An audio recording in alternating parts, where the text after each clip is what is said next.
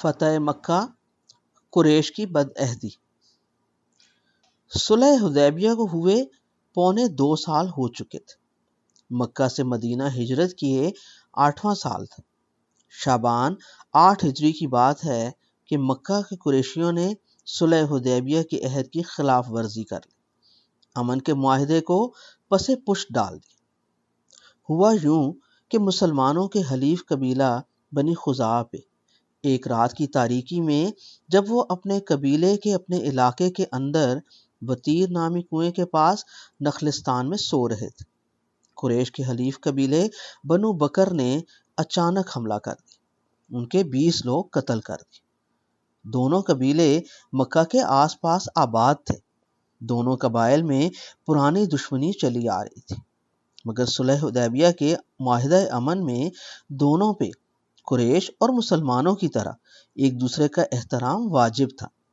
یہی نہیں، قریش کے سرکردہ سرداروں نے اپنے حلیف قبیلے بنو بکر کو نہ روکا، بلکہ ان کے ساتھ مل کر یہ شب خون مارا، انہیں اسلحہ دیا، ان کے ساتھ گئے۔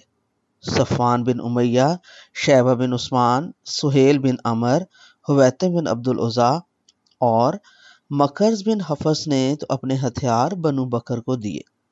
اپنے کچھ آدمیوں کو قریش نے حملہ آوروں کے ساتھ بھی بھیجا۔ بنو خزاعہ والے بھاگ کے حرم میں جان بچانے گئے، وہاں بھی انہیں پناہ نہ ملی۔ کچھ ڈر کے بھاگتے ہوئے مکہ کے رئیس بدیل بن ورقہ خزاعی کے گھر گھسے کہ بچ جائیں، مگر قریش اور بنو بکر والوں نے اس گھر میں گھس کے بھی انہیں مارا اور لوٹ لیا۔ وہ سمجھتے رہے کہ یہ مکہ اور حرم کا معاملہ ہے، مدینہ بہت دور ہے، مگر مدینہ خبر پہنچ گئی۔ بنو خزاعہ کا سردار آقا صلی اللہ علیہ وآلہ وسلم کا حلیف عمر بن سالم اپنے 40 مظلوموں کو لے کر مدینہ جا پہنچا۔ آقا صلی اللہ علیہ وآلہ وسلم مسجد نبوی میں اپنے صحابہ رضی اللہ تعالی عنہم کے ساتھ تشریف فرما تھے۔ عمر بن سالم اپنے سر کی پگڑی اپنے گلے میں ڈال کے اپنے لوگوں کی مظلومیت اور قریش کی بنو بکر کے ساتھ مل کر ڈھائے ظلم بیان کرنے لگا۔ معاہدہ حدیبیہ کی شرط یاد دلائی، باتیں اشعار میں کی۔ ایک شعر تھا: من بیوتنا بالوتیر حجدا وقتلونا رکعا وسجدا۔ ان لوگوں نے چشمہ وتیر پہ سوتے ہوئے ہم پہ رات کی تاریکی میں حملہ کیا اور ہمیں رکوع و سجود کی حالت میں قتل کیا۔ وہ اگرچہ خود مسلمان نہیں تھا، مگر اس کے قبیلے خزاعہ میں قتل ہونے والے کئی لوگ مسلمان بھی تھے۔ وہ اپنی بپتا سنا کے مدد کے لیے پکارا۔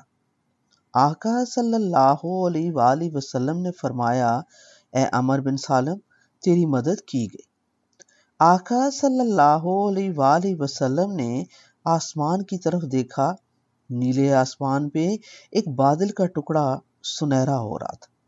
آقا صلی اللہ علیہ وآلہ وسلم نے بادل کی طرف نگاہ کی اور فرمایا: یہ بادل تمہاری مدد کی بشارت سے دمک رہا ہے۔ مظلوم سردار عمر بن سالم کے چہرے پہ آسمان سے اترتی سنہری کرنوں میں امید بندھی اور اس نے پھر مدد کا مطالبہ دہرایا۔ آقا صلی اللہ علیہ وآلہ وسلم نے فرمایا: نہ مدد کیا جاؤں میں اگر تیری مدد نہ کروں۔ ساری تفصیلات پوچھی واقعے کی۔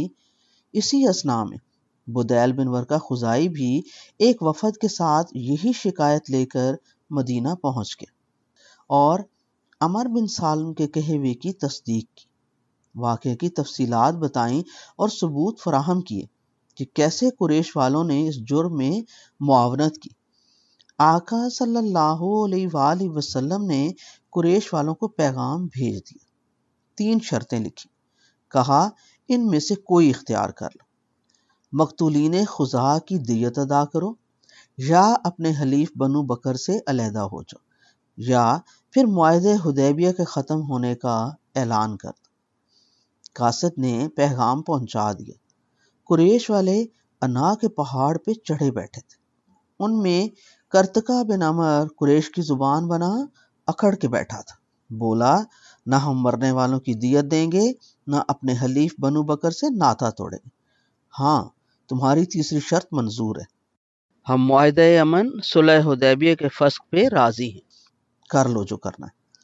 قاصد سن کے لوٹ آیا مدینہ۔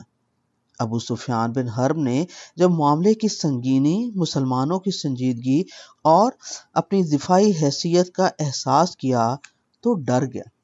اسے مسلمانوں کی طاقت کا ادراک تھا، خوف سے کپ کپانے لگا، بھاگا، اکیلا ہی مدینے آیا۔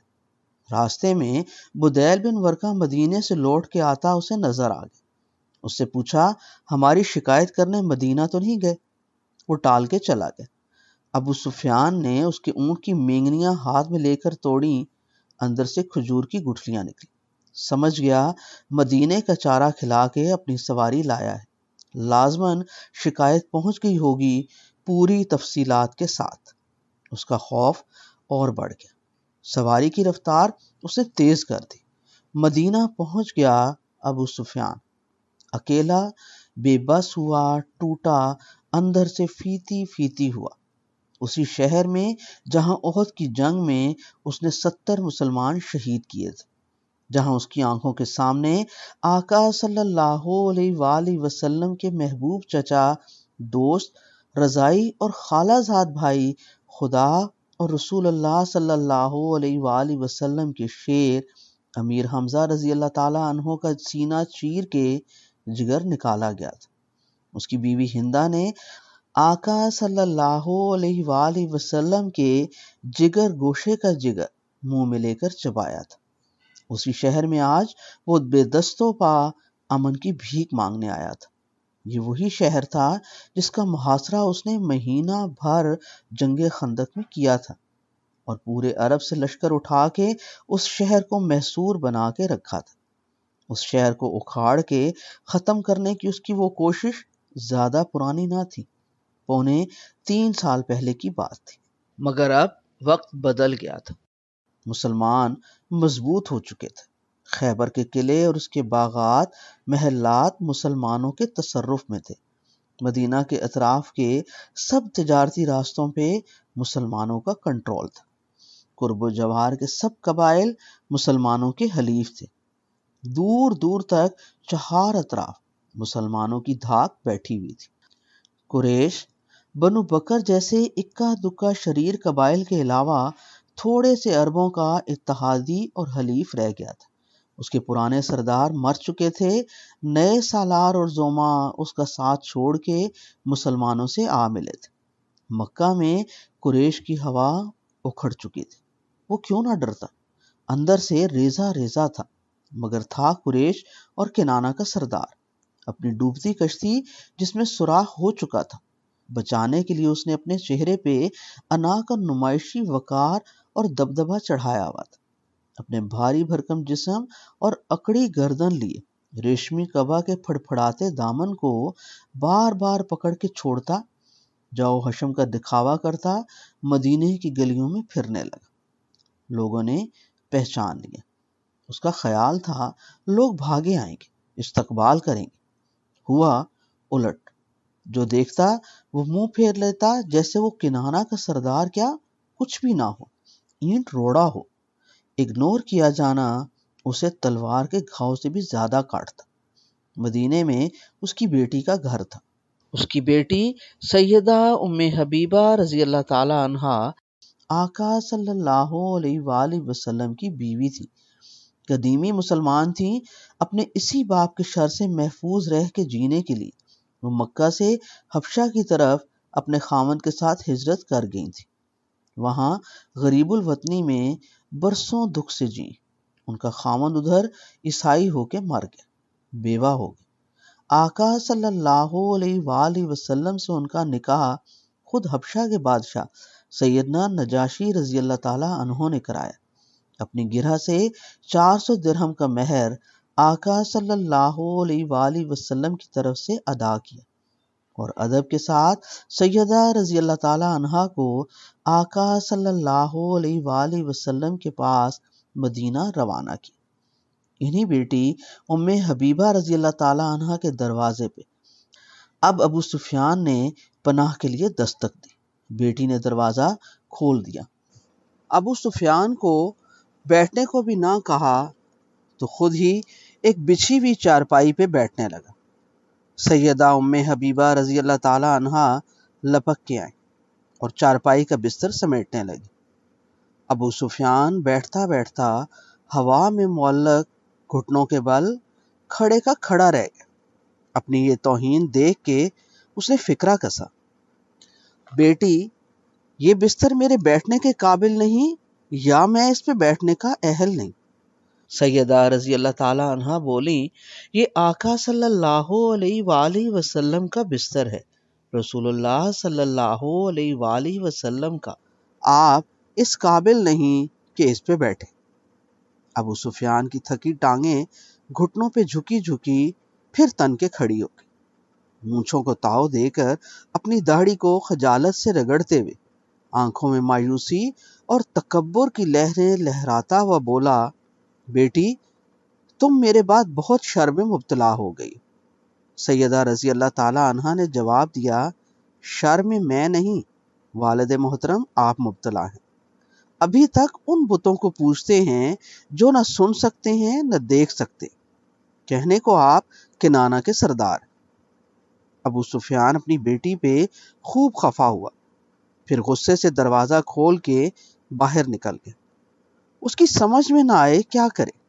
مسجد نبوی میں آقا صلی اللہ علیہ وآلہ وسلم تشریف فرما تھے۔ بھاگا ادھر گیا۔ مسجد میں موجود سب صحابہ رضی اللہ تعالی عنہم نے اسے دیکھ کے بھی نہ دیکھا۔ وہ بار بار خود ہی اپنا تعارف کرائے، میں ابو سفیان بن حرب ہوں، قریش کا سردار، کنانہ کا تاجدار، مجھ سے بات کرو۔ کوئی منہ ہی نہ لگائے۔ اپنی قبا کو پکڑتا چھوڑتا جھولتا ہوا اندر سے سہما مسجد نبوی کے اندر گیا۔ آقا صلی اللہ علیہ وآلہ وسلم کے روبرو ہوا۔ آقا صلی اللہ علیہ وآلہ وسلم نے منہ پھیر لیا۔ اس نے کئی بار بات چھیڑی۔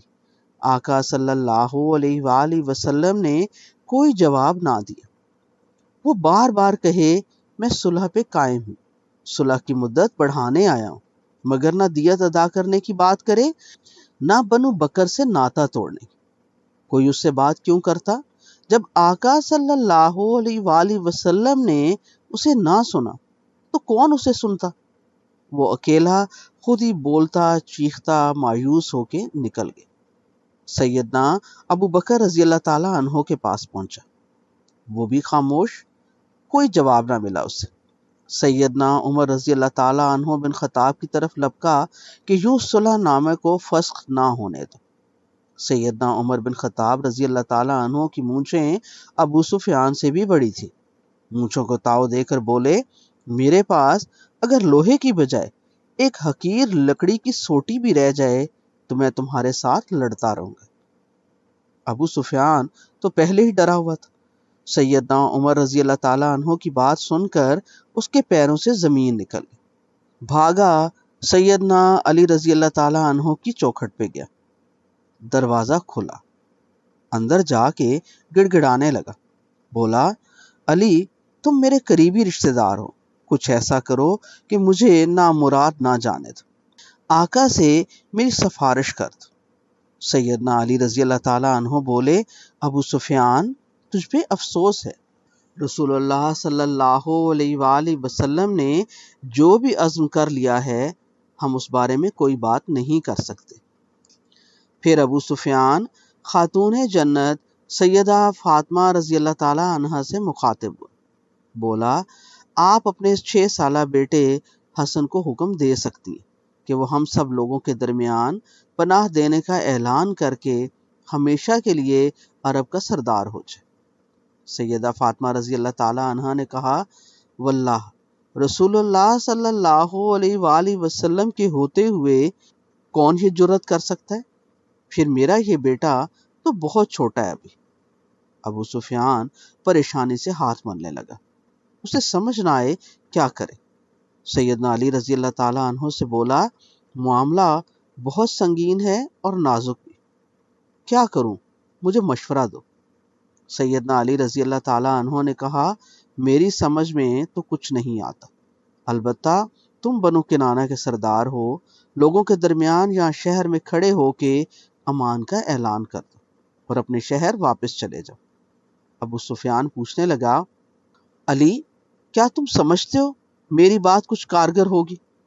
نہیں، سیدنا علی رضی اللہ تعالیٰ عنہ نے صاف کہہ دی، لیکن اس کے علاوہ کوئی اور صورت بھی نظر نہیں آتی۔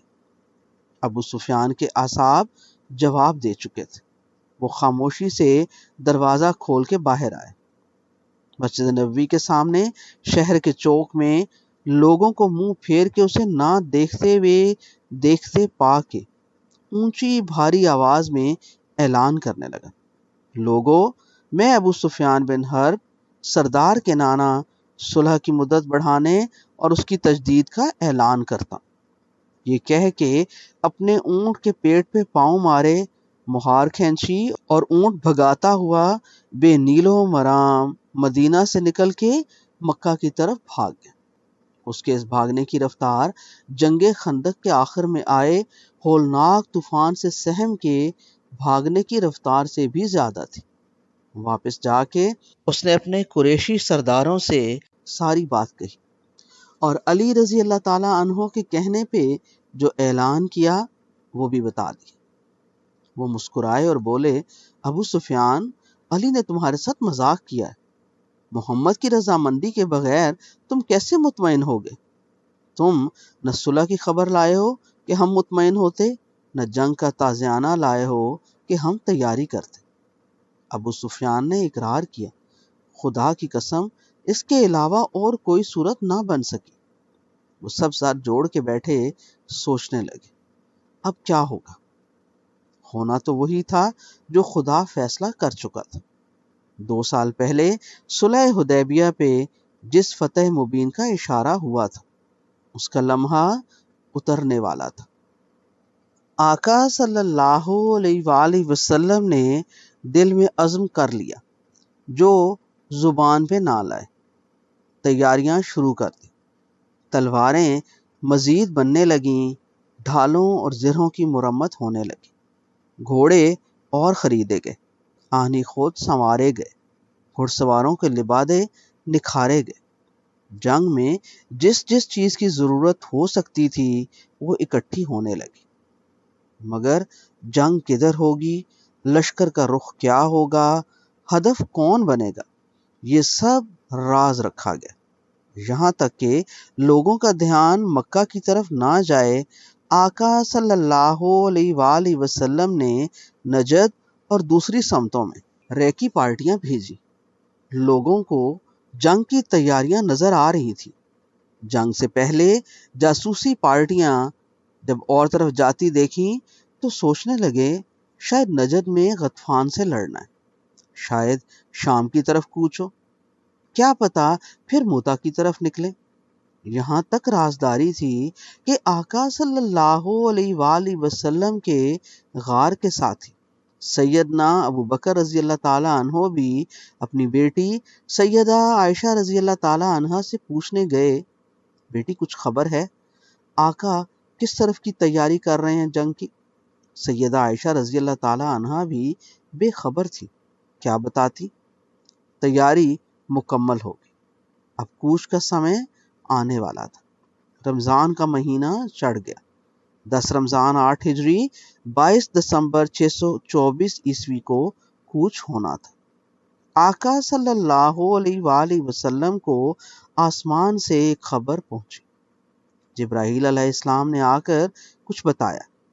آقا صلی اللہ علیہ وآلہ وسلم نے فوراً سیدنا علی، زبیر بن عوام اور مقداد رضی اللہ تعالیٰ عنہم کو بلایا، حکم دیا فوراً گھوڑوں کو دوڑاتے مکہ کی راہ لو، راہ میں خاک باغ میں پہنچو، وہاں تمہیں ایک شتر سوار عورت ملے گی، اس کے پاس ایک خط ہوگا، وہ خط چھین لو۔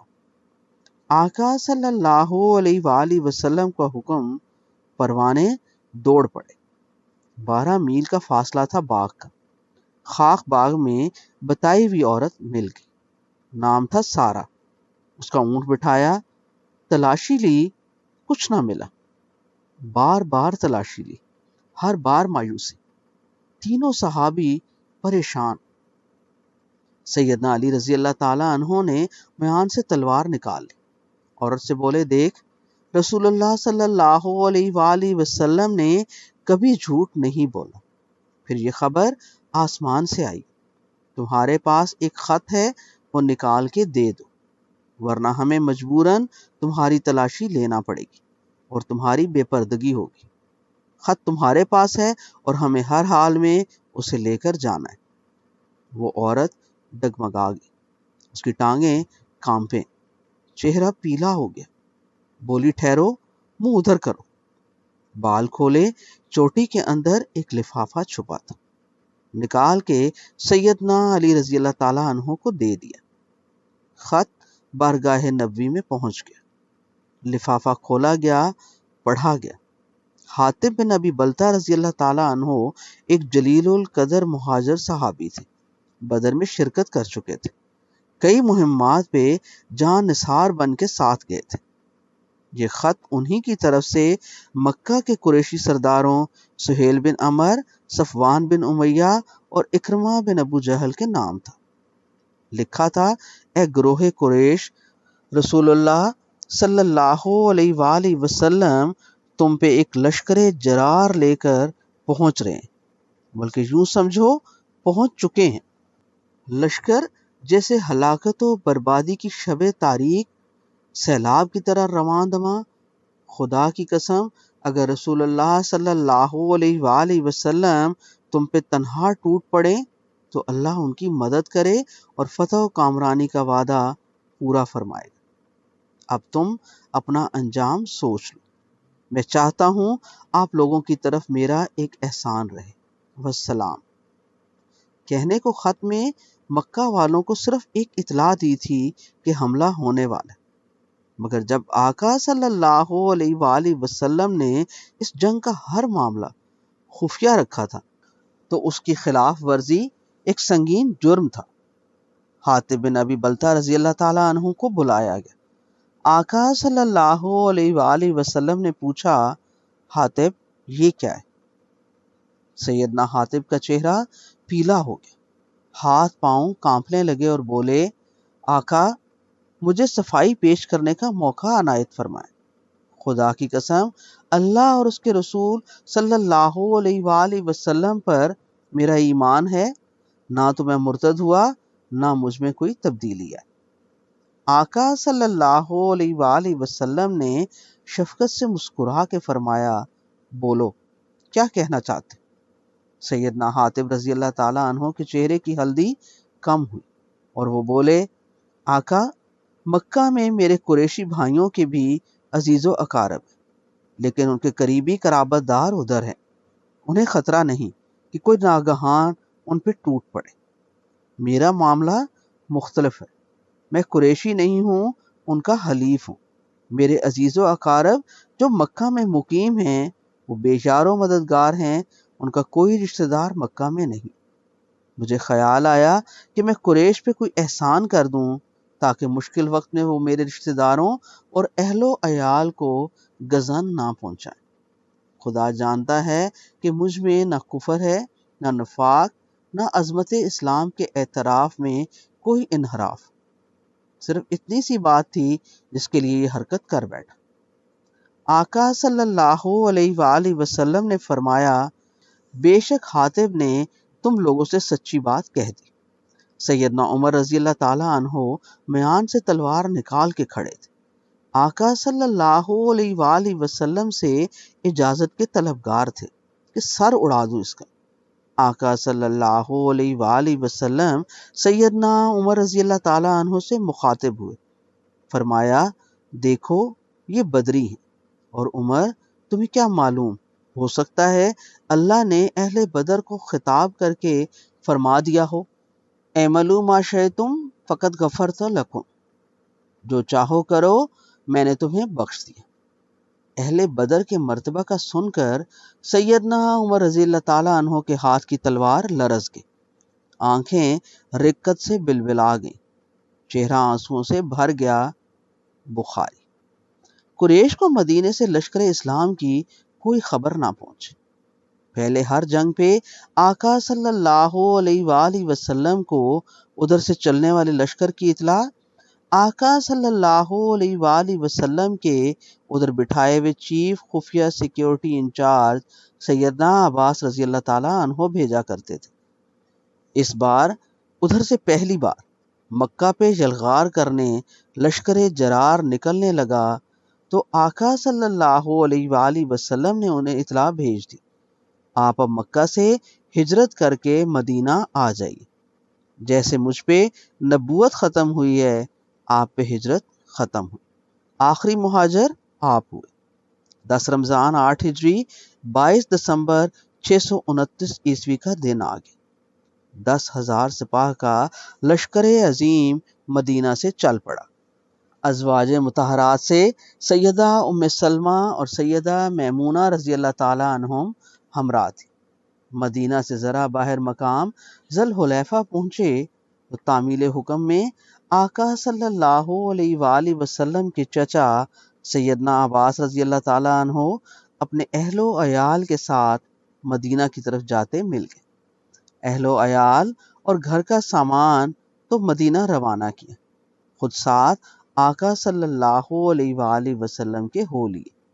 مقام ابوا جہاں آقا صلی اللہ علیہ وآلہ وسلم کی والدہ کی قبر ہے، وہاں پہنچے تو آقا صلی اللہ علیہ وآلہ وسلم کے چچا زاد ابو سفیان بن حارث بن عبد المطلب اور آقا صلی اللہ علیہ وآلہ وسلم کے پھوپھی زاد عاتکہ کے بیٹے عبداللہ بن امیہ آپ کے پڑاؤ میں آ گئے۔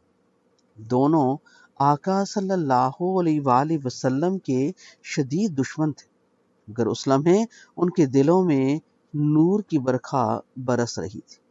آقا صلی اللہ علیہ وآلہ وسلم کے پڑاؤ میں آ کر دونوں نے آقا صلی اللہ علیہ وآلہ وسلم کی حضور باریابی کی درخواست کی۔ آقا صلی اللہ علیہ وآلہ وسلم کو ان کی ساری دشمنیاں یاد تھی، منع فرما دی، نہیں ملنا۔ ابو سفیان بن حارث آقا صلی اللہ علیہ وآلہ وسلم کے بچپن کے دوست تھے، ہم عمر تھے، رضائی بھائی تھے۔ جب تک آقا صلی اللہ علیہ وآلہ وسلم نے نبوت کا اعلان نہیں کیا تھا جان چھڑکتے تھے۔ آقا صلی اللہ علیہ وآلہ وسلم کے پیغام ہدایت پہ بگڑ گئے، خود پائے کے شاعر تھے، شاعری شاید ناحق بلاغت اور عظمت کا گمان پال دیتی، بجائے آقا صلی اللہ علیہ وآلہ وسلم کی مدحت کے آقا صلی اللہ علیہ وآلہ وسلم کی ہجر کہنا شروع کر دی۔ اپنے اشعار سے آقا صلی اللہ علیہ وآلہ وسلم کا تمسخر اڑایا، بہت دکھ دیے۔ تھے چچا زاد سب سے بڑے چچا حارث مرحوم کے بیٹے عبد المطلب کے پوتے، دوسرے پھوپھی عاتکہ کے بیٹے عبداللہ بن امیہ، زبان دراز، گستاخ، آقا صلی اللہ علیہ وآلہ وسلم سے کہا کرتے تھے، خدا کی قسم میں تجھ پہ ہرگز ایمان نہ لاؤں گا، اگرچہ تو سیڑھی لگا کے آسمان پہ چڑھ جائے اور میں اپنی آنکھوں سے تمہیں دیکھ لوں، اور تم ایک دستاویز لے کر آسمان سے اترو اور 4 فرشتے تیرے ساتھ ہوں جو اس بات کی تصدیق کریں کہ اللہ نے تجھے رسول بنا کے بھیجا ہے، پھر بھی میں تجھ پہ ایمان نہ لاؤں گا۔ آقا صلی اللہ علیہ وآلہ وسلم کو سب یاد تھا۔ وہ دونوں سیدہ ام سلمہ رضی اللہ تعالی عنہا کے پاس پہنچے، گڑ گڑائے۔ ابو سفیان بن حارث تڑپ کے رونے لگا، بولا اگر آقا نے شرف ملاقات نہ بخشا تو میں ساتھ لائے اپنے بیٹے جعفر کے ساتھ ریگزار بیابان میں بے سمت نکل جاؤں گا اور بھوکا پیاسا اپنی جان دے دوں گا، میرے لیے سفارش کر دیں، آقا سے ملوا دیں۔ سیدہ ام سلمہ رضی اللہ تعالی عنہا نے آقا صلی اللہ علیہ وآلہ وسلم سے سفارش کر دی۔ آقا صلی اللہ علیہ وآلہ وسلم نے دونوں کی پرانی باتیں سیدہ کو بتائیں کہ ان دونوں نے اپنی زبان سے کیا کیا دکھ دیے، مگر سفارش سیدہ ام سلمہ رضی اللہ تعالی عنہا کی تھی۔ آقا صلی اللہ علیہ وآلہ وسلم مان گئے، اجازت مل گئی۔ ابو سفیان بن حارث آقا صلی اللہ علیہ وآلہ وسلم کا چچا زاد بھائی ریزہ ریزہ ہوا، جھکا، عقیدت اور محبت سے لرزتا سامنے آئے اور سیدنا علی رضی اللہ تعالیٰ عنہ کے مشورے سے منہ سے وہ بات نکالی جو حضرت یوسف علیہ السلام کے بھائیوں نے عظمت یوسف علیہ السلام کو آخر میں دیکھ کر کہی تھی۔ کہا، آقا صلی اللہ علیہ وآلہ وسلم کے رخ روشن کو دیکھ کے، تاللہ لقد آثارک اللہ علینا وان کننا لخاطئین، اللہ کی قسم بے شک اللہ نے آپ کو ہم پہ فضیلت بخشی اور یقیناً ہم خطا کار تھے۔ سورہ یوسف سورت نمبر 12 آیت نمبر 91۔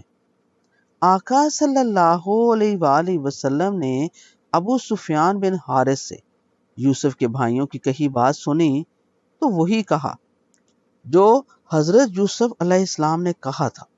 فرمایا، لا تثریب علیکم اليوم یغفر اللہ لکم وہو ارحم الراحمین، آج تم پہ کوئی الزام نہیں، اللہ تمہارا قصور معاف فرمائے اور وہ سب سے بڑا مہربان ہے۔ سورہ یوسف آیت نمبر 92۔ وہ دونوں پرانے دشمن بھی جانباز اور سرفروش بن کے آقا صلی اللہ علیہ وآلہ وسلم کے ہم رکاب ہو گئے۔ پھر ابو سفیان رضی اللہ تعالیٰ عنہ بن حارث جو پچھلے 21 سال سے آقا صلی اللہ علیہ وآلہ وسلم کی ہجو کہتا آیا تھا، آج اندر کے موسم میں خیر اور نور کی برکھا دیکھ کے مدحت رسول صلی اللہ علیہ وآلہ وسلم میں شعر کہنے لگا۔ فوراً شعر کہے، تیری عمر کی قسم، جس وقت میں نے یہ علم اٹھایا تھا کہ لات کے گھڑ سوار محمد صلی اللہ علیہ وآلہ وسلم کے سواروں پہ غالب آ جائیں گے، اس وقت میری حالت اس بھٹکے مسافر جیسی تھی جو تیرہ و تار رات میں حیران اور منتشر ہو۔ خدا کا شکر ہے وہ خوش بخت لمحہ آ گیا جب میں ہدایت پا رہا ہوں۔ مجھے میرے نفس پہ اس بار ایک ہادی صلی اللہ علیہ وآلہ وسلم نے ہدایت دی ہے۔ اللہ کا راستہ مجھے اس شخص نے بتایا ہے جسے ہر بار میں نے دھتکارا تھا۔ آقا صلی اللہ علیہ وآلہ وسلم نے اس کے اشعار سنے تو اس کے سینے پہ ہاتھ مارا اور فرمایا، تو نے ہر موقع پہ مجھے دھتکارا تھا۔ عیون الاسر ابن ہشام۔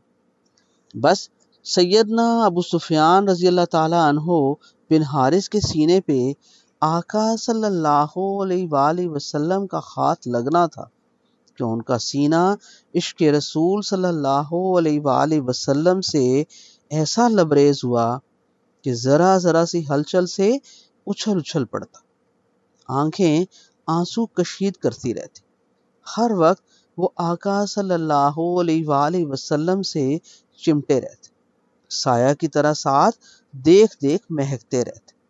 آقا صلی اللہ علیہ وآلہ وسلم کی محبت بھی پھر بچپن اور لڑکپن کے زمانے کی طرح ان کے لیے لوٹ آئی۔ آقا صلی اللہ علیہ وآلہ وسلم تو ہیں ہی سراپا محبت، جو ان سے محبت کرے وہ اس محبت کا جواب کیسے نہ دے۔ لشکر کا سفر جاری رہا۔